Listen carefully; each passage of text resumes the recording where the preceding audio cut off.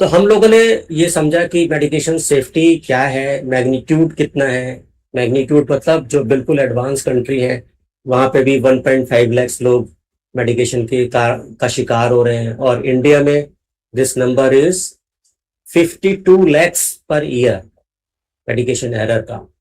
Chances of medication error भी हमने सीखा देखा कि अगर एक 100 बेड का हॉस्पिटल है और 60% ऑक्यूपेंसी है तो वहां 77,000 चांसेस पर डे है जहां पे मेडिकेशन एरर हो रही है। ठीक है, अब नेक्स्ट टॉपिक है how we assure medication safety in hospital. हम क्या करें ऐसा कि पेशेंट को मेडिकेशन सेफ्टी मिले, हॉस्पिटल में मेडिकेशन सेफ्टी का एक environment. Following medication safety in hospital is crucial because it directly protects patients from preventable harm caused by the medication error, such as wrong drug, incorrect dose or improper administration. ठीक है, ये बड़ा crucial है, इतना आसान नहीं है कि हम एकदम से ही मेडिकेशन सेफ्टी को एंश्योर कर दें। इसमें बहुत एफर्ट लगेगा।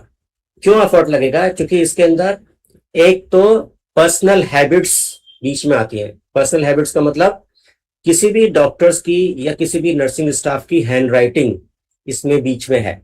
अब हम लोग चूंकि मेडिकल हेल्थ केयर से डील करते हैं तो हम ये तो नहीं कह सकते कि भैया आप जाइए go to the back to your 5th class and improve your handwriting. That is not possible.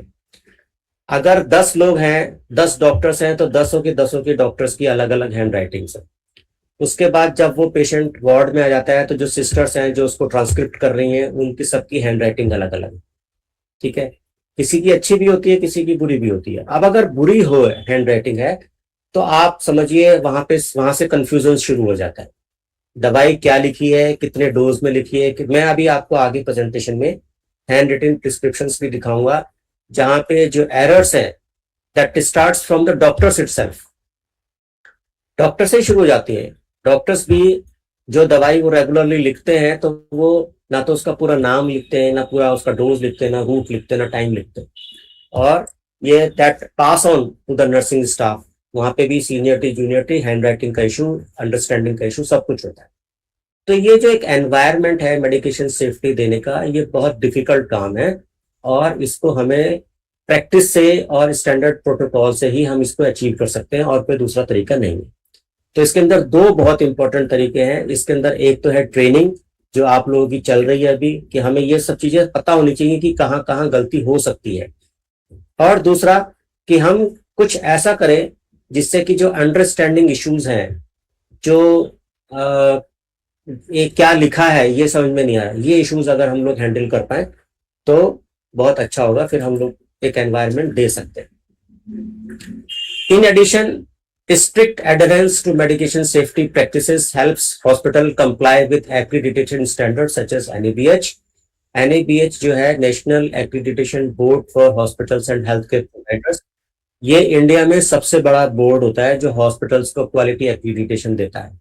ठीक है, तो जो प्रिस्क्रिप्शन आपका आएगा वो NABH के अकॉर्डिंग होना चाहिए and reduce legal risk. Legal risk बहुत हो जाते हैं। अगर आपने दवाई कुछ लिखी है और मरीज को कुछ मिल गई तो मरीज तो ये कहेगा कि ये दवाई तो मेरे को प्रिस्क्राइब ही नहीं की गई थी, आपने मेरे को कैसे दे दी।